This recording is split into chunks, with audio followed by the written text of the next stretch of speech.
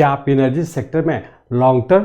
Medium term, short term या very short term point of view से invest किए हैं? क्या एनर्जी सेक्टर को करंट प्राइस पर लेना सही है? क्या आप जानते हैं कि आप एनर्जी सेक्टर के जर्नी में कहां पर हैं? Long term, medium term, short term या very short term point of view से स्टॉप लॉस कहां रखें? क्या एनर्जी सेक्टर में न्यू एनालिसिस के द्वारा किसी भी टाइम फ्रेम का इन्वेस्टमेंट करके वेल्थ क्रिएशन की जा सकती है? क्या इन्वेस्टमेंट के लिए टाइमिंग इंपॉर्टेंट फैक्टर है? नमस्कार दोस्तों, स्वागत है आपका डॉक्टर संजय वेब के यूट्यूब चैनल में। आज मैं doctor Sanjay Sinha, technical analyst, working on new way since last 27 years. पहले कुछ वीडियो में आप लोगों ने सेक्टर एनालिसिस में बड़े डिग्री वेव, लॉन्ग टर्म से छोटे degree wave, very short term को घटते क्रम में देखते हुए करंट सिचुएशन में किस प्लेस पर है उसे रियल टाइम चार्ट पर देखकर समझे। अब इस वीडियो में पहले वाले वीडियो की तरह ही एनर्जी सेक्टर को लॉन्ग टर्म से घटते क्रम में वेरी शॉर्ट टर्म तक में देखते हुए करंट सिचुएशन में किस प्लेस पर है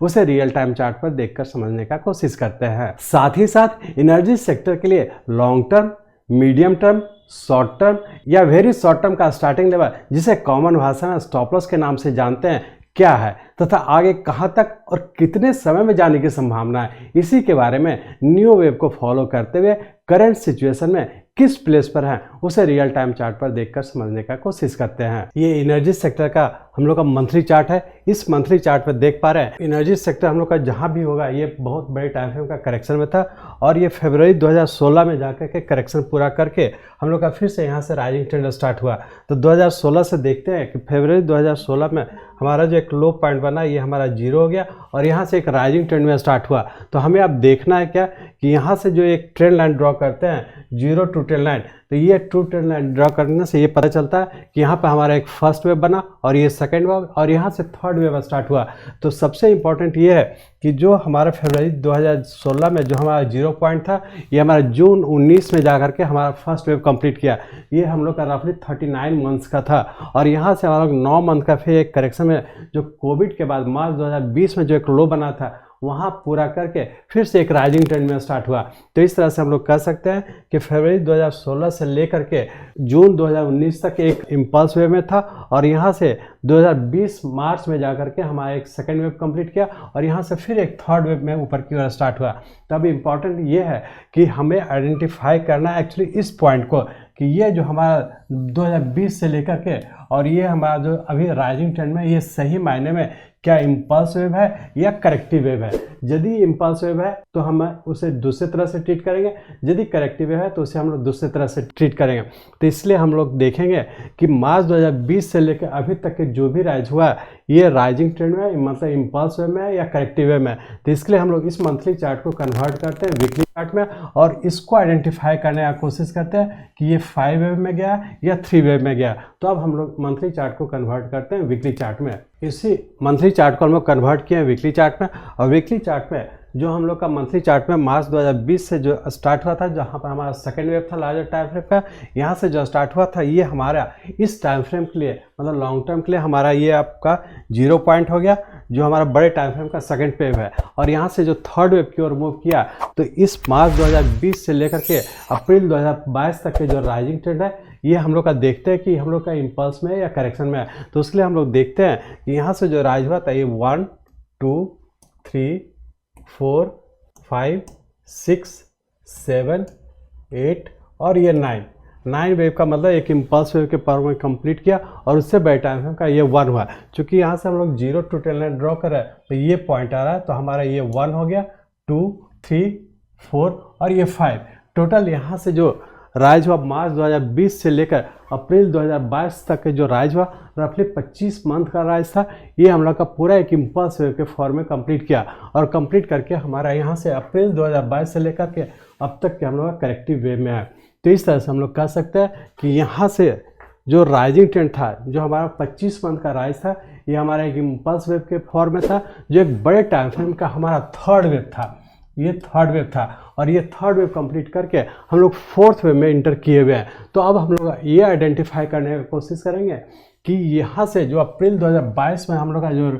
एक कंप्लीट हुआ था इम्पल्स में, उसके बाद जो करेक्शन में ये हमारा किस फॉर्म है या किस पैटर्न में है। तो अब हम लोग इसको आइडेंटिफाई करेंगे कि इस वीकली चार्ट को हम लोग कन्वर्ट करते हैं डेली चार्ट में, और ये आइडेंटिफाई करने का कोशिश करते हैं कि अप्रैल 2022 से जो अब तक के वो करेक्टिव फॉर्म का कौन सा पैटर्न है, ताकि हम लोग आइडेंटिफाई कर सकें कि आगे क्या होने वाला है या फिर नीचे क्या होने वाला है, या करेक्शन कंप्लीट हुआ या नहीं हुआ, उसको आइडेंटिफाई करने का कोशिश करेंगे। सिर्फ एक चीज़ और ध्यान रखेंगे कि जैसा आप लोग को पता है कि हम लोग का ये थर्ड वेव एक्सटेंडेड वेव है, मतलब सबसे बड़ा वेव है, उसके अंदर सबसे बड़ा वेव हमारा फर्स्ट वेव है। तो हम लोग देखते हैं कि जैसा आप लोग को एडवांस कोर्स में बताया है कि यदि हम लोग का थर्ड वेव एक्सटेंडेड वेव होता है तो उसके बाद जो फोर्थ वेव होता है वो कितना कॉम्प्लेक्स होता है और कितना टाइम लेता है, तो उसको भी ध्यान में रख करके उसको एनालाइज करने का कोशिश करेंगे। तो अब हम लोग अप्रैल 2022 से लेकर के अभी तक का जो भी हुआ है इसको हम लोग डेली चार्ट में कन्वर्ट करके देखने का कोशिश करते हैं कि करेक्शन का कौन सा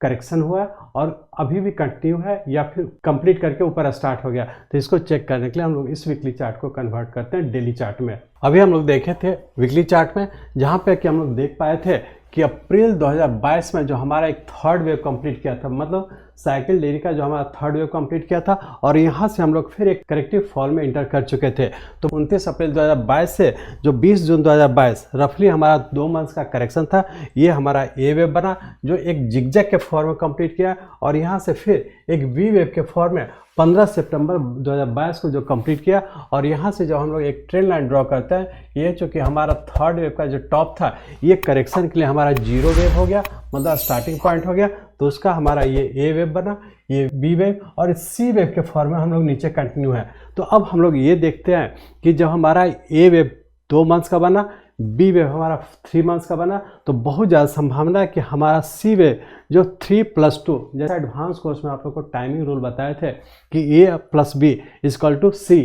कम से कम होना चाहिए। तो उस हिसाब से हम लोग देखें कि सितंबर 2022 से जो हम लोग का सी वेव में इंटर किया वो हमारा 15 सितंबर से अभी तक के रफली हम लोग का 4 मंथ बीता है, लेकिन सी वेव का अभी हमारा मात्र अभी फर्स्ट वेव और ये सेकेंड वेव ही बना है। थर्ड वेव का अभी हम लोग का नीचे कंटिन्यू है, मतलब हो सकता है अभी भी और ज़्यादा टाइम रहने की संभावना है। और जैसा आप लोग को पहले बता चुके थे कि रूल्स हम लोग का कहता है कि सी वेव में जितना टाइम लगता है, मतलब करेक्टिव वेव का सी वेव बनने में जितना ज़्यादा टाइम लगता है, वो इंडिकेट करता है कि आने वाला टाइम में इम्पल्स वेव के फॉर्म में जो मूवमेंट होगा और शार्प राइज होगा। तो बेहतर है कि अभी तो हम लोग का 2 मंथ ऐसे ही बचा हुआ है, लेकिन और भी जितना ज़्यादा टाइम लगेगा वो बेहतर होगा आगे के तेज़ी के लिए। तो अभी चूँकि हम लोग का सी वेव का हम लोग फर्स्ट और सेकेंड वेव में ही मूव कर रहे हैं, अभी नीचे कंटिन्यू रहने की संभावना है। तो अभी हम लोग देखते हैं कि बी वेव के बाद सी वेव का 1, 2 और ये फिर से उससे छोटे टाइम फ्रेम का 1 और 2 बना है। तो अब हम लोग देखते हैं कि ये जो डेली चार्ट है, इस डेली चार्ट को,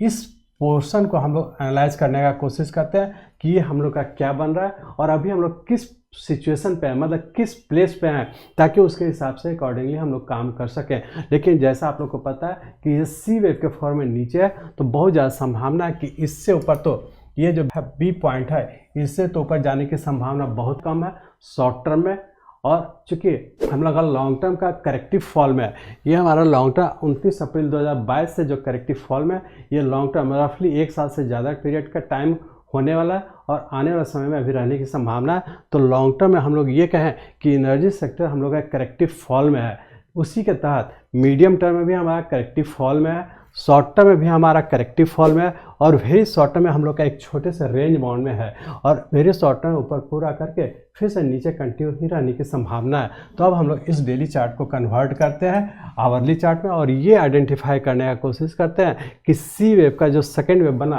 और उस सेकेंड वेव के अंदर थर्ड वेव का फर्स्ट और सेकंड बना, उसके बाद फिर से हम लोग नीचे कंटिन्यू ही रहने की संभावना है। तो इसको हम लोग देखेंगे आवरली चार्ट में कन्वर्ट करके। तो अब हम लोग चेंज करते हैं डेली चार्ट को आवरली चार्ट में। ये डेली चार्ट में अभी जो हम लोग देखे थे कि दिसंबर 2022 में जो हमारा सी वेव का सेकेंड वेव कंप्लीट करके फिर से नीचे कंटिन्यू किया है, लेकिन ये सी वेव का जो थर्ड वेव है ये हमारा 3 वेव में, तो इसका मतलब ज़्यादा उम्मीद लग रहा है कि थर्ड वेव का सी वेव का जो नीचे का स्टार्ट हुआ वो एक हो सकता है एंडिंग डायगोनल के फॉर्म में कंप्लीट होने की संभावना है, लेकिन उसका टाइम अभी बहुत बचा हुआ, हो सकता है आने वाले 3-4 महीना अभी नीचे ही रहने की संभावना है। तो बेहतर है अभी हम लोग थोड़ा सा ध्यान रखेंगे कि चूंकि हमारा ये सी वेव का सेकेंड वेव है और उसके तहत ये जो फॉल हुआ है यहाँ से सेकेंड वेव का जो थर्ड वेव का 1 बना है, यहाँ से हम लोग का ये करेक्टिव फॉल है। और ये जो राइज हो रहा है इसको हम लोग देखेंगे कि यहाँ से जो राइज हुआ है रफली 1 मंथ का राइज है, लेकिन यहाँ से 1 मंथ हो चुका है, इससे भी ऊपर नहीं जा पाया और इससे ऊपर तो अभी बहुत टाइम लगने की संभावना है।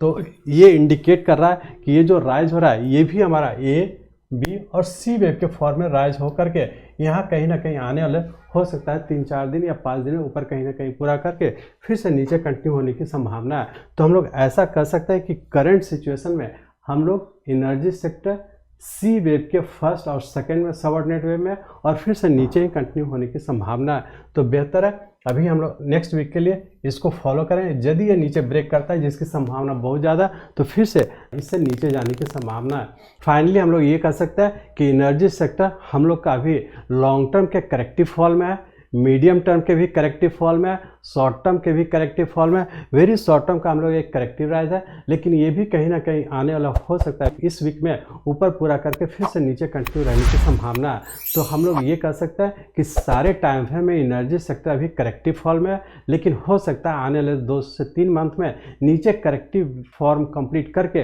फिर से ऊपर राइजिंग ट्रेंड स्टार्ट होने की संभावना है। तो हम लोग ध्यान रखें कि जब हम लोग का नीचे का सी वेव कंप्लीट हो करके ऊपर जब पैटर्न कंफर्म करे तो फिर से हम लोग राइजिंग ट्रेंड में इंटर हो जाएंगे। तो बेहतर है आने वाले 2 से 3 मंथ में अभी करेक्टिव फॉल में है, तो हम लोग अभी बचेंगे और ध्यान रखें। लेकिन ये हम लोग का आने वाले 2-3 मंथ के बाद, ये 2-3 मंथ में जब भी पैटर्न कंफर्म है तो हम लोग का सबसे अच्छा अपॉर्चुनिटी मिलेगा। तो वैसे केस में कंफर्म होने के बाद फिर से हम लोग long term point of view से, medium term point of view से, शॉर्ट टर्म और वेरी शॉर्ट सारे टाइम फ्रेम के लिए हम लोग प्लस पोजीशन बनाना शुरू कर सकते हैं। लेकिन जब तक कि अभी हम लोग का करेक्शन में अभी थोड़ा सा बचें या फिर वेट करें कि कहाँ पे हम लोग का नीचे कंप्लीट करके ऊपर स्टार्ट होगा। तो अब हम लोग देखते हैं कि इस एनर्जी सेक्टर में मैक्सिमम स्टॉक, जितना भी एनर्जी सेक्टर में स्टॉक है मैक्सिमम सभी करेक्टिव फॉल में ही है और मैक्सिमम स्टॉक इसी एनर्जी सेक्टर को फॉलो करते हुए ट्रेड कर रहा है। तो इसमें हम लोग ऐसा कर सकते हैं कि एनर्जी सेक्टर एक ऐसा सेक्टर है जिसमें जितने भी स्टॉक हैं, मैक्सिमम जितने भी स्टॉक हैं